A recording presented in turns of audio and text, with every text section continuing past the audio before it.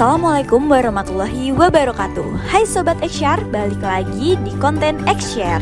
Jadi pada Xshare kali ini kita akan membahas tentang tantangan dan strategi BSI dalam mendorong perekonomian nasional.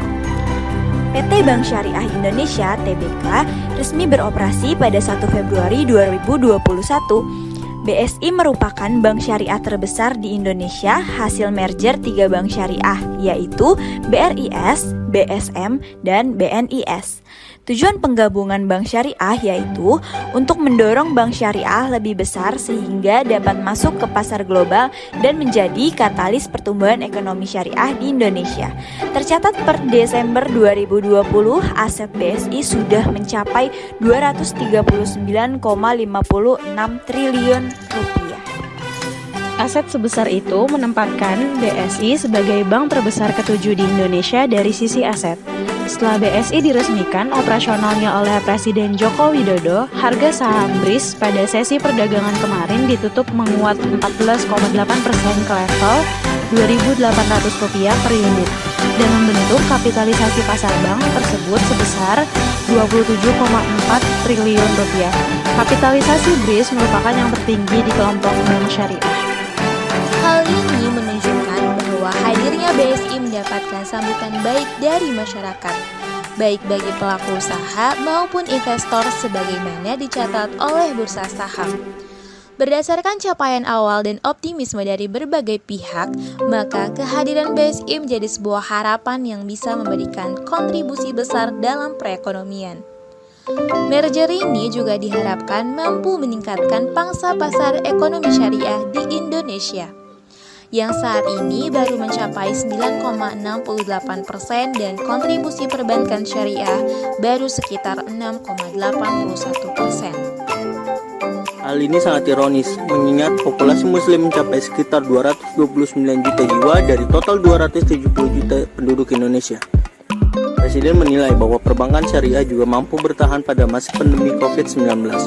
Pernyataan Presiden tersebut diperkuat oleh data OJK, di mana sampai dengan akhir 2020, penyaluran pembiayaan bank umum syariah di Indonesia tumbuh 9,5% secara tahunan. Pertumbuhan ini di atas pertumbuhan pembiayaan industri perbankan nasional yang minus 2,41%. Data Kompas 1 Februari 2021. Keberhasilan awal ini harus diikuti dengan keberhasilan menjawab tantangan untuk mencapai visi kelas dunia dan mampu menjadi pendorong ekonomi nasional. Tantangan besar yang hadir tentu memaksa manajemen BSI untuk bertransformasi dan menetapkan beberapa strategi, mulai dari perbaikan proses bisnis, penguatan manajemen resiko, penguatan sumber daya manusia, hingga penguatan teknologi digital. Peneliti ekonomi syariah Indef, Fauzia Rizky Yuniarti, mengingatkan bahwa preferensi masyarakat memilih layanan berbasis syariah atau konvensional tidak sepenuhnya berlandaskan keyakinan agama. Akses pelayanan keuangan dan produk yang berbasis teknologi yang menjadi faktor utama. Kepala OJK Institut Agus Sugiarto juga mengingatkan faktor lainnya, yaitu masih rendahnya tingkat literasi keuangan syariah masyarakat Indonesia yang berada pada angka 8,93%. Menjadi tantangan besar mengingat hanya sekitar 9 orang dari setiap 100 penduduk yang sudah memahami produk keuangan syariah. Tidak kalah pentingnya bahwa proses adaptasi budaya kerja setelah penggabungan juga tidak mudah. Manajemen BSI perlu memastikan proses integrasi berjalan mulus tanpa mengorbankan pengelolaan SDM dan sistem core banking. Upaya meningkatkan pangsa pasar industri jasa keuangan syariah nasional akan dilakukan Bank Syariah Indonesia melalui diversifikasi lini bisnis syariah yang lebih luas, mencakup segmen UMKM, retail, dan konsumen, serta wholesale dengan produk yang inovatif, serta melakukan pengembangan bisnis internasional seperti global suku.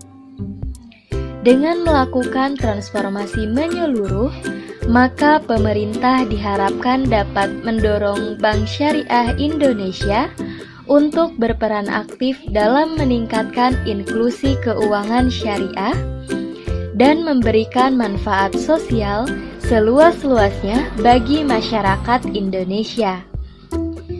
Oke, ini dia materi dari kami. mengenai tantangan dan strategi Bank Syariah Indonesia dalam mendorong perekonomian nasional. Semoga bermanfaat dan jangan lupa pantengin terus YouTube Hima Eksyar karena bakal ada video-video berikutnya. See you!